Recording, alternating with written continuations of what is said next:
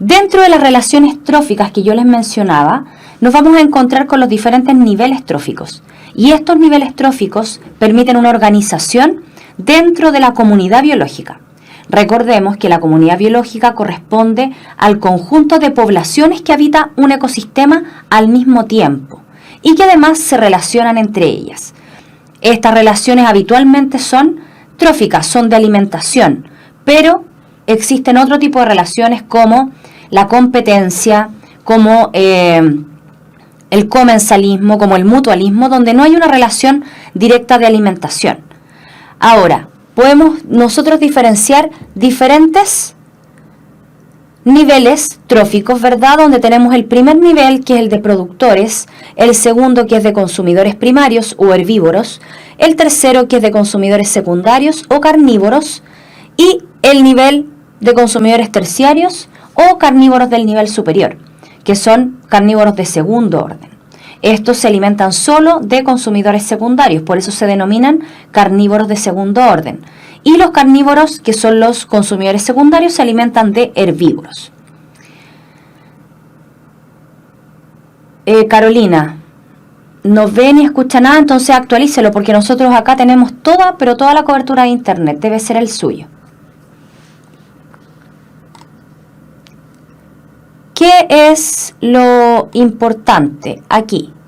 Que los niveles tróficos se van a organizar de manera secuencial. El primer nivel trófico corresponde a los productores y siempre son organismos autótrofos. No nos equivoquemos en pensar que son solamente plantas, porque en realidad son plantas y algas, y también algunas cianobacterias, que son organismos procariontes que también llevan a cabo la fotosíntesis. El segundo nivel trófico son los consumidores primarios, también conocidos como herbívoros. Estos son organismos heterótrofos siempre, ¿cierto? Se alimentan de otro individuo y se alimentan directamente de los productores.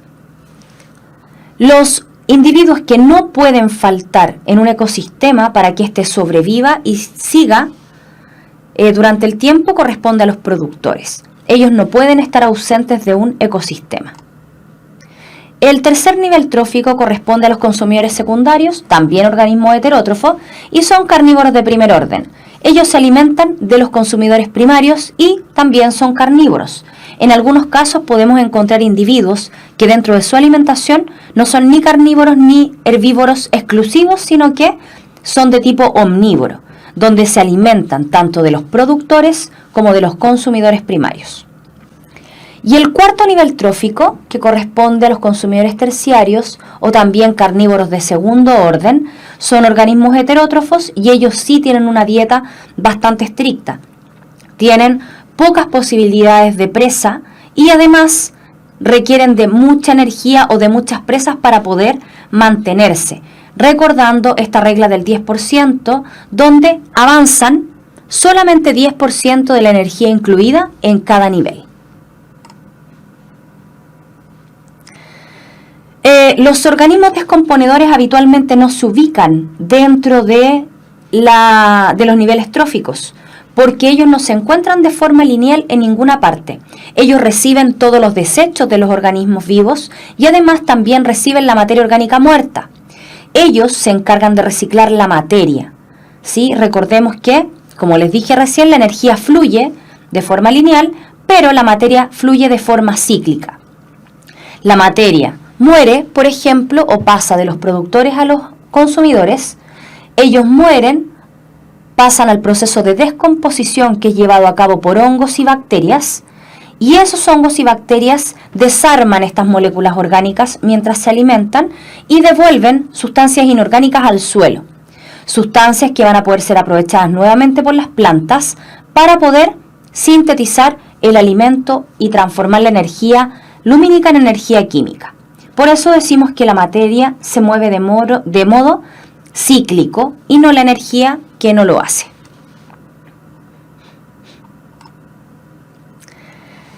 Los organismos detritívoros, que es una pregunta que siempre me hacen cuando hacemos referencia a los animales que son no descomponedores, sino que se alimentan de animales muertos, ¿cierto?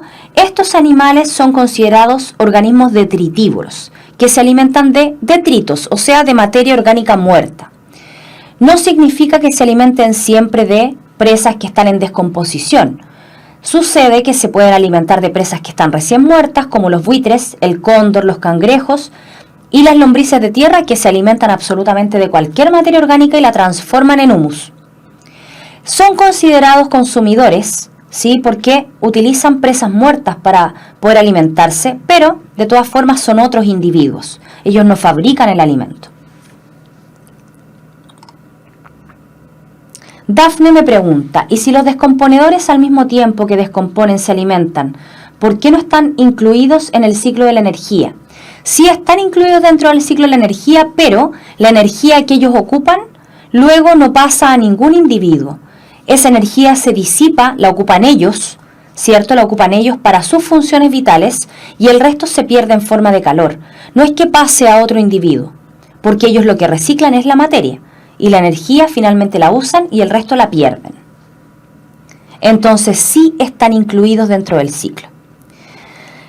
Una cadena alimentaria es una forma de organizar estos niveles tróficos y tiene relación con la corriente de materia y energía entre los diferentes niveles. Pueden observar en esta cadena alimentaria, donde tenemos un productor, ¿cierto? Tenemos el consumidor primario, luego el consumidor secundario y finalmente el consumidor terciario.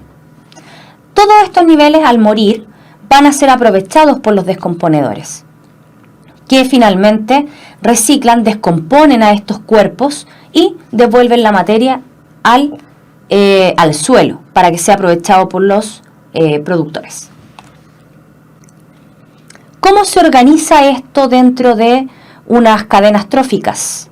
Tenemos que pensar que no solamente la representación lineal a través de una cadena trófica es válida, sino que también las pirámides que tenemos de varios tipos. Tenemos, por ejemplo, la pirámide de energía, donde aquí ustedes pueden ver que los productores, ¿cierto?, tienen una cierta cantidad de energía que se mide en Joule. Al siguiente nivel tenemos solo el 10% de lo que había abajo. Al consumidor secundario tenemos solo el 10% del eslabón anterior y en el último tenemos solo el 10% de lo que había en el consumidor secundario. Esta es una razón sumamente importante que ustedes tienen que considerar al momento de imaginarse por qué los ecosistemas no tienen cadenas alimentarias más largas. ¿Por qué no tenemos un consumidor cuaternario, por ejemplo? ¿O por qué no tenemos una mayor cantidad de consumidores? Fíjense que al final aquí tenemos un consumidor terciario que al final, ¿quién va a preferir alimentarse de él, que tiene solamente 10 joules disponibles, del cual su consumidor va a poder obtener solo el 10%? Es mucho el esfuerzo para obtener tan poco beneficio. Por esa razón, no hay cadenas alimentarias tan largas y no son infinitas, sino que tienen un tope. Y tienen un tope porque la energía ya no es suficiente llegando a los últimos eslabones. Si se fijan en la imagen del otro lado, tenemos también productores, solo el 10 pasa al consumidor primario, solo el 10 al secundario y solo el 10 al terciario. Y uno posterior, uno cuaternario, sería inviable, porque no podría alimentarse de tantos consumidores terciarios como para lograr tener una carga energética suficiente. Pero las cadenas alimentarias no se encuentran de esa manera en el ecosistema. No hay una cadena alimentaria lineal en ninguna parte. Por lo tanto, estas cadenas se organizan en redes. Y esa es la razón de por qué de repente tenemos individuos que en una cadena son consumidores primarios, pero en otras son consumidores secundarios. Por ejemplo, si ustedes se fijan en las flechas rojas, tenemos primero el productor, que es una madreselva, le entrega su energía al ratón de campo y el ratón de campo le entrega su energía al zorro. Pero el zorro también obtiene energía desde el lirón. Y si ustedes se fijan, entre la madreselva, el ratón y el zorro sería considerado un consumidor secundario. Pero si miramos esta estructura, madreselva, abeja, lirón, zorro, termina siendo el zorro un consumidor no secundario, sino que terciario. Va a depender de la cadena alimentaria que nosotros estemos analizando, el nivel trófico que se le va a entregar a cada uno de los individuos. Habitualmente los organismos autótrofos los encontramos en la base de la red, ¿cierto? Siempre. Y los organismos omnívoros, los que se alimentan tanto de productores como de consumidores, los vamos a poder encontrar en diferentes ubicaciones, tanto como consumidor primario, secundario o terciario. Me preguntan, ¿un terciario puede alimentarse de otro terciario? Es bastante difícil porque tienden a ser las especies más especialistas de un ecosistema. Es muy difícil que encontremos un depredador tan específico, que encontremos más de un depredador de esas características en el mismo ecosistema. Habitualmente entre ellos se da una suerte de competencia más que de depredación. Es bastante raro que un organismo terciario se alimente de otro terciario, considerando lo que yo mencionaba acá, que el terciario va a preferir siempre alimentarse de un secundario que de un terciario debido a esta falta de energía. ¿Cuáles son entonces las otras pirámides ecológicas? Ustedes pueden observar aquí que podemos tener pirámides que son de número de individuos, donde vamos a encontrarnos dos posibilidades. Uno, donde vamos a tener una estructura lineal como esta, ¿cierto? Donde los productores siempre son más que los herbívoros y los carnívoros son siempre menos que los herbívoros. Pero también nos podemos encontrar con este tipo de pirámide de número, donde los herbívoros por su tamaño son muchísimos más porque se alimentan fácilmente de un mismo organismo productor. Por ejemplo, en este caso donde tenemos un árbol, vamos a necesitar pocos árboles para alimentar una gran cantidad de orugas. Y esas orugas van a poder alimentar a esas aves. Y esas aves finalmente alimentan al consumidor terciario, que es un ave más carnívora, más grande, ¿sí? Un depredador más específico. Y en la pirámide de números de arriba tenemos una pirámide donde hablamos de una pradera, ¿verdad? Donde tenemos productores de pequeño tamaño, donde tenemos un tamaño creciente. Siempre va a haber mayor cantidad de productores cuando hablemos de este tipo de ecosistema. La pirámide de biomasa, como aparece a la derecha, nos muestra dos posibilidades. La de arriba corresponde a un ecosistema terrestre, donde los productores siempre fijan una mayor cantidad de biomasa. Tienen una mayor proporción de peso seco, que corresponde a toda la masa que poseen, almacenada. Los herbívoros van a tener una biomasa mucho menor y los carnívoros mucho menor.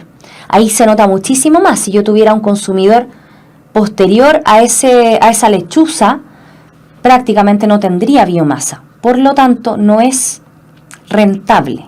Esa es la verdad, que no es rentable ecológicamente hablando. Mientras que el que tenemos abajo corresponde a un ecosistema acuático, donde el fitoplancton corresponde a las microalgas que fijan la energía, que la ingresan al ecosistema y hacen fotosíntesis. Habitualmente en los ecosistemas acuáticos tenemos una menor biomasa que se fija a través de fotosíntesis que la que está posteriormente. El consumidor secundario tiende a almacenar una gran biomasa, porque hay una mayor cantidad de individuos. Dafne pregunta, ¿cómo se llama el tipo de ecosistema de la pirámide de número A? O sea que radica la diferencia en la cantidad de productores. ¿Me hablas de la pirámide de número? La A.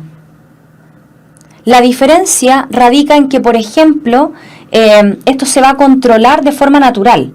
Si yo tengo bastantes productores, un consumidor primario no se va a comer un productor, se va a comer varios. Por lo tanto, se controla la población porque si se va a comer 10 plantitas, van a poder haber quizá solo 20 consumidores primarios. Asimismo, con el consumidor secundario, quizá necesita 5 consumidores primarios para poder alimentarse, por lo tanto, los 20 que hay alcanzan a sostener solo 4 consumidores secundarios. Y asimismo con el terciario, que quizás se va a poder comer los 4, consumidores secundarios y no va a alcanzar para un segundo individuo. En eso radica, en la cantidad de individuos que va a alimentar a al siguiente nivel trófico, al siguiente eslabón. La pirámide de energía, como ustedes pueden ver acá, no se puede invertir como vimos en la pirámide de números o en la pirámide de biomasa acuático. En este caso, siempre la energía va disminuyendo y responde, por supuesto, a las leyes de la termodinámica. Dafne me pregunta, ¿pero por qué en B hay menos productores? ¿Por el tamaño del productor? Sí, efectivamente, porque el productor es mucho más grande y puede sostener una gran población de consumidores primarios que son orugas en este caso. Va a depender del tamaño de los productores. Una oruga no se va a poder comer 10 árboles, ¿cierto? Por lo tanto, un árbol va a ser suficiente para varios consumidores primarios en este caso. Sol me dice entonces la pirámide de biomasa solo depende del peso seco, ¿sí? Sin considerar la cantidad de agua. De eso depende. Como les decía en la pirámide de energía, ustedes pueden ver que si un productor fija la energía por respiración más la producción neta es lo que queda disponible para el siguiente nivel trófico. La energía que aparece por respiración es la energía que ese individuo o esa población de individuos requiere para poder cumplir sus funciones vitales. Se le llama respiración, pero es el metabolismo completo. Imagínense que un individuo tiene que consumir alimentos o nutrientes para lograr sobrevivir, para lograr crecer, desarrollarse y además para reproducirse. Por lo tanto, estos 11.977 kilocalorías por metro cuadrado que ocupan los productores ya no está disponible para el siguiente nivel. Solo queda disponible 8.833 kilocalorías por metro cuadrado, por ejemplo. Esto es un ejemplo. Los herbívoros, por su parte, toman el 10% de esos 8.833 kilocalorías. Y de ese 10% ellos ocupan prácticamente más de la mitad en su proceso de metabolismo, dejando disponible para el carnívoro primario solo 1.478 kilocalorías por metro cuadrado. Fíjense que el carnívoro primario, entonces, o el consumidor secundario, va a obtener su energía del 10% de 1.478 kilocalorías. Y de eso va a ocupar 316 para sus funciones vitales y van a quedar disponibles 67 kilocalorías. Por lo tanto, el consumidor terciario va a obtener el 10% de esas 67 kilocalorías, dejando disponibles 6 por metro cuadrado. El 10% de 6 es muy, muy poco, por lo tanto no es rentable, se los vuelvo a repetir. Dafne me pregunta, si pasáramos la pirámide de número B a pirámide de biomasa y consideráramos que hay 10 árboles y 50 orugas, entonces hay más biomasa de árboles que de orugas. Por supuesto que sí, un árbol va a tener mucha más biomasa que las orugas, porque además de fijar, como les mencioné acá, una gran cantidad de energía y de producir una gran cantidad de materia, eso se va a notar aunque tengamos una menor cantidad de individuos, porque son mucho más grandes, almacenan mucho más biomasa. El proceso de amplificación biológica es bastante relevante y esto tiene que ver con la concentración creciente de los nutrientes. Hay un producto tóxico que habitualmente aparece en la PCU que corresponde al DDT.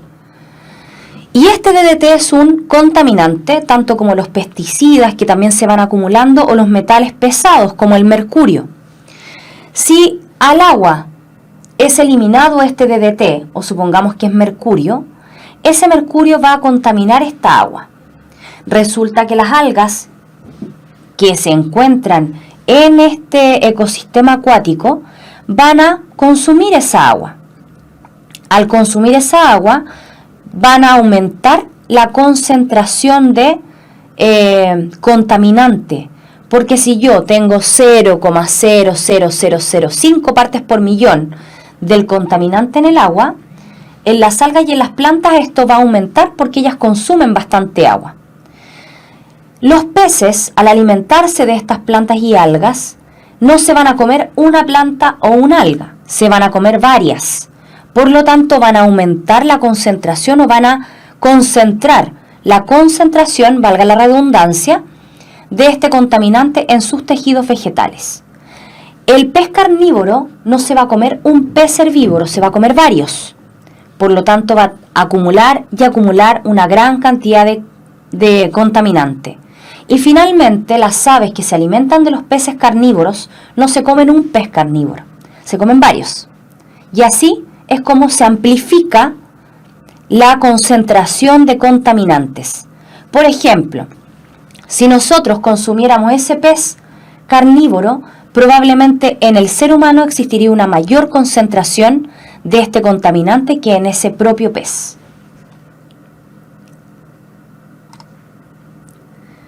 Por ejemplo, acá, ustedes pueden ver que los volcanes, las termoeléctricas o la minería terminan liberando al agua mercurio, que es un contaminante muy pero muy tóxico. Este mercurio, al estar dentro del agua, puede ser consumido por el krill, ¿verdad? El krill, que es consumido por el salmón, el bacalao y las ostras, va a comer más krill que uno solo. La trucha, el bonito y la merluza, que es uno de los peces más consumidos en nuestro país, la merluza, come salmón, bacalao o ostras, y va a comer una mayor cantidad, por lo tanto va a acumular una mayor cantidad de este metal tóxico. Asimismo, el pez espada, el tiburón, el atún van a comer mucha cantidad de trucha y finalmente van a almacenar una cantidad mucho mayor que el nivel anterior de este contaminante. Entonces, Morrocotudo me pregunta, ¿forzosamente para que haya amplificación no debe haber metabolismo del veneno?